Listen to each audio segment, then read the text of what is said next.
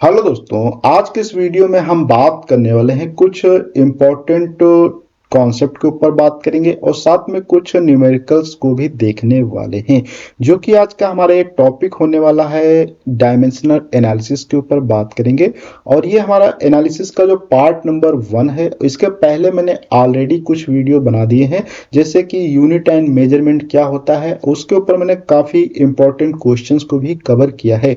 अगर आपने वो अभी तक वीडियो नहीं देखे हैं तो आप जो है हमारे चैनल पे जाके या आप नीचे डिस्क्रिप्शन बॉक्स में दी गई लिंक पे जाके आप उन वीडियो को देख सकते हैं, क्योंकि जो ये डायमेंशनल एनालिसिस टॉपिक है इसमें काफ़ी क्वेश्चन वहीं से क्या है रिलेटेड होते हैं। क्योंकि जब तक आप फिजिकल क्वांटिटी की क्या है यूनिट नहीं जानते होंगे तो आप उसका क्या है डायमेंशनल फार्मूला नहीं निकाल पाएंगे, तो इसलिए आपको वो वीडियो देखना काफ़ी अनिवार्य है। तो आज के इस वीडियो में हम बात करने वाले हैं टीजीटी पीजीटी के एग्जाम पे, और ये हमारा जो टोटल लेक्चर नंबर क्या है आज का 3 है। वीडियो को स्टार्ट करने से पहले आप सभी लोगों से एक रिक्वेस्ट है कि अगर अभी तक आपने हमारे इस चैनल को सब्सक्राइब नहीं किया है तो प्लीज सब्सक्राइब कर लीजिए, साथ में बेल आइकन को प्रेस कर दीजिए जिससे कि आपको हमारे हर एक नए वीडियो की नोटिफिकेशन सबसे पहले मिल सके। तो बिना देर किए करते हैं आज का वीडियो स्टार्ट। तो यहाँ पे अगर हम बात करें कॉन्सेप्ट के ऊपर कि डायमेंशन एंड डायमेंशनल फार्मूले क्या होते हैं, तो क्या होता है जो भी फिजिकल क्वांटिटी होती है उनको हम क्या कर सकते हैं एक्सप्रेस कर सकते हैं, अर्थात उनको हम क्या कर सकते हैं व्यक्त कर सकते हैं in term of fundamental quantity की सहायता से। और ये जो फंडामेंटल क्वांटिटी से जब हम व्यक्त करते हैं तो जो उनके ऊपर क्या है पावर लगाई जाती है फंडामेंटल क्वांटिटीज के ऊपर, उन्हीं पावर्स को हम लोग क्या कहते हैं डायमेंशंस कहते हैं। इसको हम क्या करते हैं थोड़ा सा एक एग्जांपल की सहायता से समझते हैं। जैसे कि फोर्स बराबर आप देख सकते हैं क्या है मास इंटू एक्सीलरेशन होता है, और एक्सीलरेशन बराबर क्या होता है वेलोसिटी बटे टाइम होता है।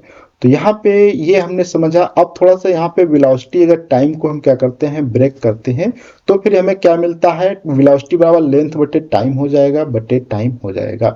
इसको थोड़ा सा अगर हम सिंप्लीफाइड करें या इनकी सभी की यूनिट लिखने की कोशिश करते हैं तो हमें क्या मिलता है mass into length into time square हो जाता है। अब यहाँ पे अगर आप इस इक्वेशन इसका हम नाम 1 दे देते हैं और यहाँ पे अगर हम सभी की क्या करें यूनिट लिखने की यहाँ पे कोशिश करते हैं तो यह देखते हैं हमें क्या मिलता है। तो यहाँ पे हम दूसरी स्लाइड पे आते हैं, यहाँ पे आपको उन चीजों को समझाते हैं कि डायमेंशंस ऑफ द फोर्स क्या हो जाएंगी 1 मास टाइम एंड लेंथ हो जाएगा। तो इस प्रकार से क्या हो जाता है, क्योंकि फोर्स में जो है मास के लिए हमने क्या है 1 यूज किया है, लेंथ के लिए 1 और टाइम के लिए -2। तो यहाँ पे फिजिकल क्वांटिटी जो है express in term of the base quantity is enclosed in square bracket, और जब हम इनको क्या है कि स्क्वायर ब्रैकेट के अंदर लिख देते हैं तब वो क्या कहलाते हैं एक डायमेंशनल फार्मूला कहलाता है। जैसे कि यहाँ पे हम आपको ये चीज दिखा देते हैं कि कैसे इसको व्यक्त किया जाता है। तो यहाँ पे आप देख सकते हैं डायमेंशनल फार्मूला जो था उसका वहां पे हो जाएगा। जैसे मैं आपको दिखा भी देता हूँ डायमेंशनल फार्मूला इसका क्या हो जाता है, सिंपल से बहुत आसान होता है यहाँ पे। तो जैसे फोर्स फोर्स बराबर अभी हमने लिखा था तो क्या हो जाएगा एम और एल हो जाएगा और t -2 हो जाता है। तो जब भी कभी आप डायमेंशनल फार्मूला लिखते हैं तो इसी प्रकार से लिखा जाएगा। अब हम यहाँ पे बात करने वाले हैं application of the dimensional formula. तो टू चेक करना होता है correctness of the physical given physical quantity. तो इसकी सहायता से आप क्या कर सकते हैं किसी भी क्वांटिटी को बता सकते हैं कि वो सही है या गलत। इसके लिए हमें क्या करना पड़ता है प्रिंसिपल ऑफ होमोजेनिटी का यूज करना पड़ता है। प्रिंसिपल ऑफ होमोजेनिटी बताता है कि अगर दो टर्म है तो दोनों तरफ की क्या होती है डायमेंशन फार्मूले सेम होने चाहिए, अर्थात सेम डायमेंशन फार्मूले वाले टर्म ही जोड़े या घटाए जा सकते हैं और वो एक दूसरे के क्या है बराबर होते हैं। जैसे से एग्जांपल में आप देख सकते हैं एफ बराबर दिया है 6 पाई आर वी या 6 पाई, यहाँ पे ईटा आर भी होता है, यहाँ पे ईटा छूट गया है ईटा इस प्रकार से, अर्थात एफ बराबर क्या हो जाएगा 6 पाई ईटा आर भी, जो कि एक होता है इसको हम टर्मिनल वेलोसिटी के नाम से जानते हैं। जब कोई चीज वाटर के अंदर डाली जाती है तो कुछ समय बाद रुक जाती है। तो यहाँ पे डायमेंशंस ऑफ द एलएचएस फार्मूले की बात करें तो एम एल टी -2 होता है और इसी प्रकार से 6 पाई ईटा, यहाँ पे ईटा ही रहेगा, ध्यान रखना है। तो क्या हो जाएगा, एम एल टी माइनस ये सभी हो जाएंगे। तो यहाँ पे क्या हो जाता है, एम एल टी माइनस 2 आता है। तो इस प्रकार से डायमेंशंस क्या होती हैं, दोनों तरफ की सेम होती हैं। तो इसलिए क्या होता है, ये रिलेशंस जो होता है करेक्ट होता है, क्योंकि इस साइड में क्या फोर्स है और फोर्स की डायमेंशंस हम लोग क्या जानते हैं, एम एल टी माइनस 2 होता है। और यहाँ पे पाई और 6 पाई क्या है, कांस्टेंट। ईटा क्या है, एक कांस्टेंट होता है, उसकी डायमेंशन ये होती है। और आर क्या है, लेंथ है, ये हो जाएगी। और वेलोसिटी क्या होती है, तो वेलोसिटी की डायमेंशन एल इंटू टी की पावर माइनस 2। तो इस प्रकार से डायमेंशन यहाँ पे दोनों तरफ बराबर हैं। तो यहाँ पे हम कह सकते हैं कि जब डायमेंशनल फार्मूला क्या होता है, दोनों तरफ के बराबर होंगे, तो वो क्या होंगे, आपका फार्मूला सही होगा। अगर डायमेंशनल फार्मूला दोनों तरफ बराबर नहीं आते हैं, तो क्या होगा, आपका फार्मूला क्या है, इनकरेक्ट हो जाएगा। अब हम यहाँ पे बात करते हैं टू डिराइव अ रिलेशन।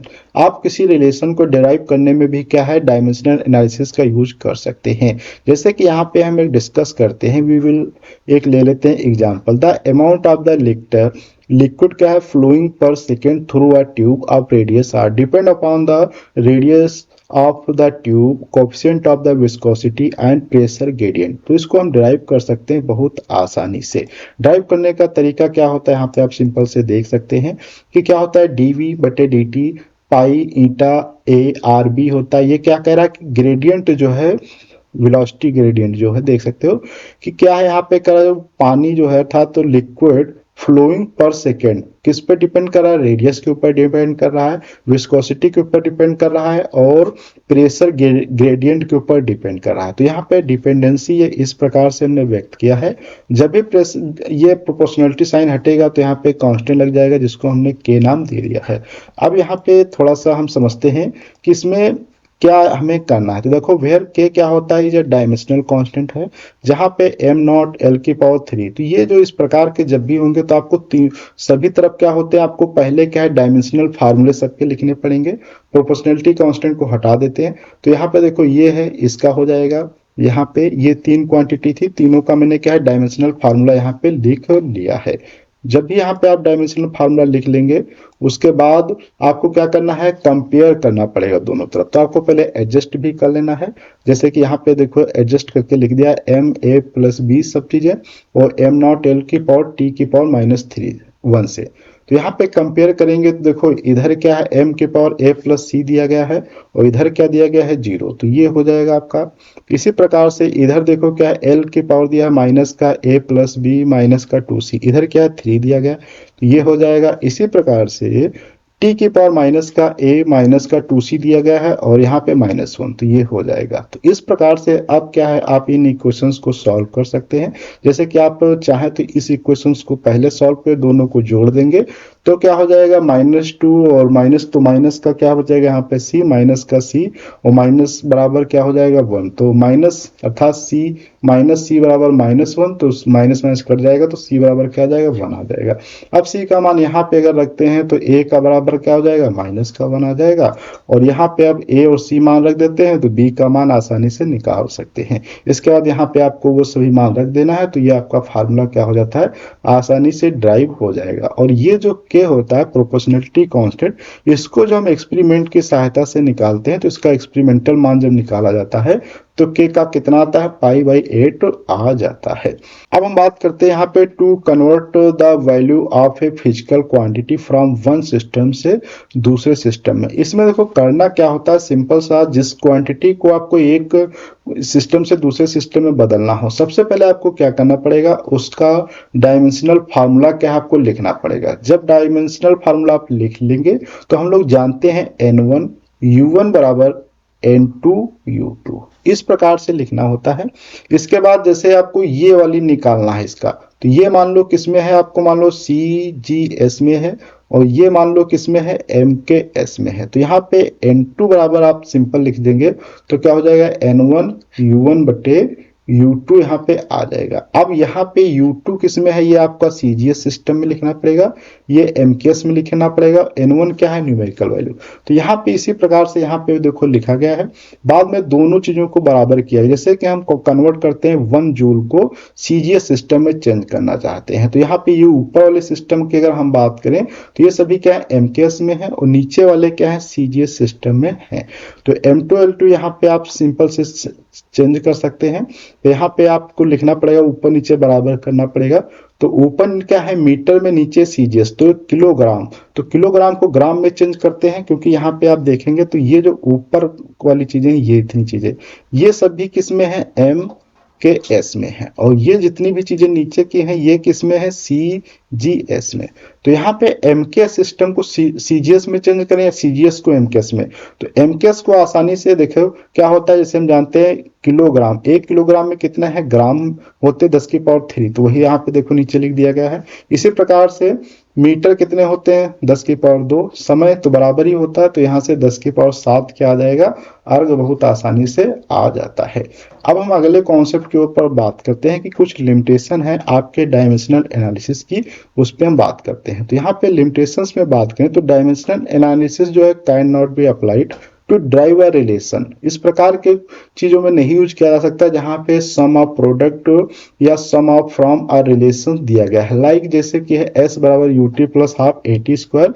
इसको हम क्या है, ड्राइव नहीं कर सकते। इसको हम ड्राइव तभी कर सकते हैं जब इसके अलग अलग प्रोडक्ट को लेंगे, सिंगल प्रोडक्ट को, जैसे कि S बराबर UT हाफ स्क्वायर को हम क्या चाहें तो इसको हम इस प्रकार से अलग लिख सकते हैं। क्या करेंगे, यहाँ पे S बराबर UT लिखेंगे और फिर S बराबर हाफ AT, इनको हम क्या करेंगे, अलग अलग ड्राइव कर लेंगे। इसके बाद फिर इनको हम क्या है, जोड़ देंगे, तभी हम इनका क्या कर सकते हैं, फार्मूला ड्राइव कर सकते हैं। इसी प्रकार से लिमिटेशन इसकी दूसरी है कि अगर दो क्वांटिटी हैं और सेम क्या है उनकी डायमेंशन है, तब हम यहाँ पे क्या है, रिलेशन जो होता है वो क्वांटिटी के लिए कैन नॉट बी ड्राइव कर सकते हैं। जैसे कि यहाँ पे कैन चेक द करेक्टनेस की ओर कर सकते हैं, लेकिन उनको ड्राइव नहीं कर सकते हैं। इसी प्रकार से न्यूमेरिकल कांस्टेंट जो होते हैं, जैसे ट्रिगोनोमेट्री रेशियो हो गया, अदर, इनकी क्या है, हम जो है डायमेंशनल रेशियो की जो है कैन नॉट ड्राइव, जैसे कि अभी हमने भी क्वेश्चन किया था, वहां पे के लिए हम क्या ड्राइव नहीं कर पाए थे कोई भी डायमेंशनल फार्मूला। ऐसे ही फॉर अ गिवन डायमेंशंस जो होता है, physical quantity is not unit. और हम जानते हैं कि एक फिजिकल क्वांटिटी की क्या है, यूनिट या डायमेंशनल फार्मूला यूनिक नहीं है। जैसे कि टॉर्क का भी जो होता है वो एनर्जी का सेम डायमेंशनल फार्मूला होता है। ये कुछ इनके बहुत सारे लिमिटेशंस होते हैं जो कि हमने यहाँ पे देख लिए। अब यहाँ पे अगर हम बात करें, जैसे कि क्वेश्चन दिया गया है dimension formula for a force का क्या होता है, और यहाँ पे क्वेश्चन है dimensional formula of the gravitational constant क्या होता है। फिर क्वेश्चन दिया है identify the pair whose dimension are equal. तो इस प्रकार के जो क्वेश्चन है, ऐसे और काफी हम क्वेश्चंस के ऊपर बात करने वाले हैं। तो जब हम इसका पार्ट नंबर 2 बनाएंगे डायमेंशनल एनालिसिस का, तो वहां पर हम ये चीजों को डिटेल से कवर करने वाले हैं। तो आज के वीडियो हम लोग इतना रखते हैं, अगले वीडियो में मिलेंगे कुछ नई जानकारी के साथ में। जब तक के लिए धन्यवाद।